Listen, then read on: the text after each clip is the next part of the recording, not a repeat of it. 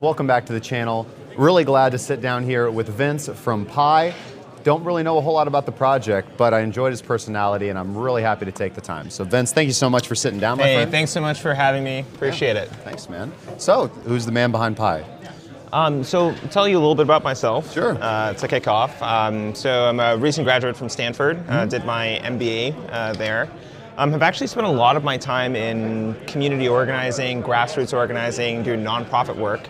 And a lot of what led me into the crypto rabbit hole was the idea that you could use cryptocurrencies and blockchains to more sustainably fund social good, right? We live in a world where the people that tend to try to do good for society often end up with no money in their bank account, for better or for worse, right? And so when I first kind of stumbled into Bitcoin and started to see kind of these communities growing up around Bitcoin and Ethereum, these other cryptocurrencies, I said, hey, there's a really powerful economic tool that we may be able to potentially leverage to address some of the social ills that we have in the world. So growing wealth inequality, you have people that are increasingly feeling left behind by the economy and how it works. And so I founded a group at Stanford called the Stanford Blockchain Collective, which was about 750 Stanford students that were studying blockchain and cryptocurrencies and trying to understand what the real impact could be for everyday people. And after that, basically teamed up with 2 PhDs from Stanford to bring cryptocurrency to the masses and everyday people, and that was the beginning of Pi. Okay, so, I'm definitely with you. Mass adoption is the key. If we don't get a lot of people using this stuff, we're not doing anything here. So, but why Pi? Why a project? And what's different about Pi? What do you? Absolutely. So, so my teammates and I, we were basically asking this question of okay, what would it really take for us to bring cryptocurrencies to the masses? And we did a kind of a design-inspired, user-centric, human-centric design process to understand what were the real obstacles or barriers to cryptocurrency adoption and how could you actually solve those. And what we found is that, first of all, it was just too damn hard to use, right? It's too hard to access for everyday people. And then the second thing is that the value proposition wasn't incredibly clear for people. They weren't sure exactly what cryptocurrency was or why it would make a difference for them outside of the folks that were making money really in more speculative use cases, so trading and all that type of stuff. Right. And so we came to the conclusion that we really needed to be able to build a cryptocurrency from the ground up that was more accessible and that would give people access to what we see as kind of the killer app for blockchain, which is mining. Being able to basically contribute and participate in securing a distributed ledger and earning cryptocurrency rewards for that. And so Pi basically reimagines Bitcoin from the ground up in a way that is much more user-friendly, much easier for people to use, much more fun and much more accessible. Okay. Now, you said, you referenced Bitcoin there. Is this, so is Pi, programmatically, are we talking about a project that's built on top of Bitcoin, or are we talking about a layer 1 blockchain? Is this a layer 2 to Ethereum? Tell me absolutely. what we're talking about here. So we actually, it is a layer 1 solution. It's actually something that we actually want to eventually be full stack. And the reason that we made that choice is because we believe that we actually needed to make blockchain and this cryptocurrency accessible literally from the protocol layer all the way up. We actually needed to make mining the currency and the consensus algorithm something that was also intuitive and accessible to people. And listen, I'm a huge fan of Bitcoin, and I'm very happy for proof of work and the fact that it's expensive, and that's what basically keeps me sleeping at night, right? Knowing that my Bitcoin will be secure. And at the same time, we have to acknowledge that the everyday person isn't going to, pick up a 20-page manual and learn how to set up, a server in their home to mine Bitcoin, right? If they want to have a good shot at it. And so Pi uses a completely different consensus algorithm that essentially allows everyday people to actually participate in the process of securing the currency and to mine the currency from the convenience of a mobile phone application. Okay, so you guys have built a new blockchain. Yes, we're in the process of building it. Okay, yes. So layer 1 protocol. And, so is it, if you're able to mine from your cell phone, now, when Bitcoin was launched, I'm sure you could have mined from your cell phone if mobile development would have been where it was then that it is today. Right.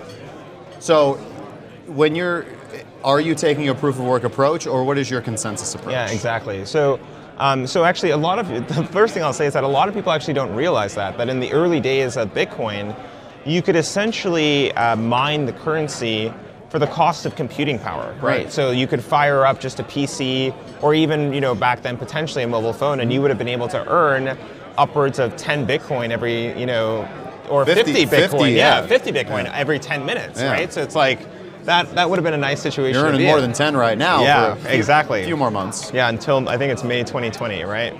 So for Pi, what we did is we had to take a step back from proof of work because it's fundamentally not very easy for people. Nobody wants to burn their battery, basically like mining cryptocurrency. Just got a new phone yesterday. Okay, yeah, right. Exactly. Too much YouTube. Yeah, too much YouTube. Yeah, sure, right. And so basically, what we're doing is we're taking the Stellar consensus protocol. Okay. And part of this, by the way, is we actually did a survey of different consensus protocols, right, to understand what would be the most user-friendly, what would be the most easy to use and access. And Stellar kind of rose to the top.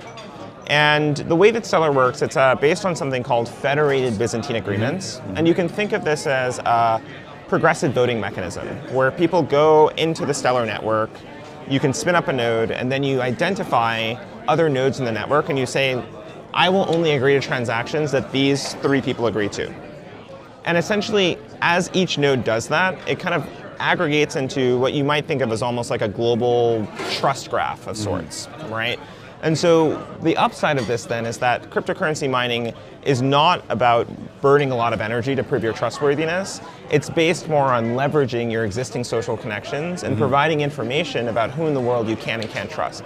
And that's how we're enabling people to mine the currency from mobile devices. So in that sense, so with Pi, you would open up the app, because we're talking about mobile. You spin up a node and you choose who you want to trust in the node, the Stellar federated consensus. And the status of sharing the information of who you trust is the mining process? Exactly. Okay. Right. That way that information can be distributed across the network, and other people can build their federated trust systems kind of based off that available Exactly. data. And then the plan is also to eventually have PC nodes as well, right? Sure.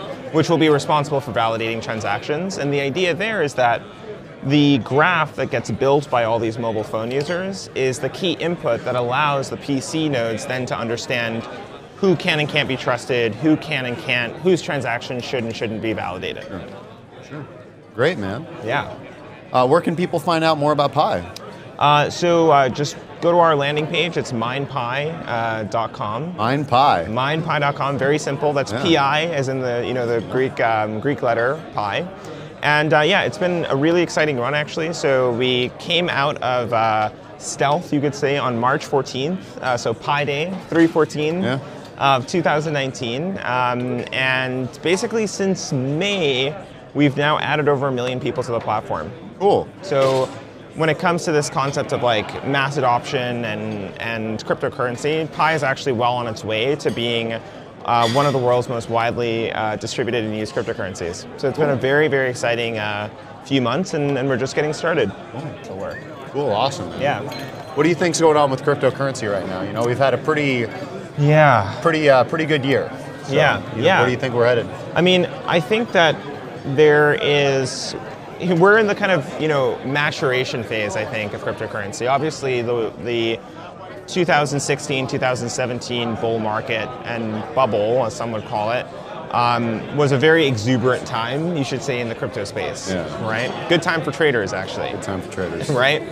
I think we're now kind of getting to a place where the rubber starts to, hit the road, right? And this is when the true believers are really going to kind of emerge and are going to be doing that really hard work to start to bring real utility to everyday people with this technology. And I think that that's the fundamental challenge. I'm very excited about the long-term prognosis for cryptocurrency and blockchains. I think that we need this technology more now than we ever have before. And at the same time, I'm being realistic about the challenges of really demonstrating the power of this technology to everyday people. I think that the holy grail is basically what I think we're trying to tackle with Pi Network, which is true mainstream mass adoption and true utility, which is why people actually use this stuff. So I think that that's basically, if there's a theme for 2020, I think it's both, it's build, sure, but also like have people use. Get it in the hands of people. Yeah, we got to do that, man. It's like, we have to make this a lot more concrete for everyday people, and that's what's really going to catalyze the next wave of crypto adoption. I hope so, man, and I'm looking forward to it. Yeah. Vince, thanks so much for taking the time. Yeah, so great talking to you, man. Thanks for the questions. I appreciate it.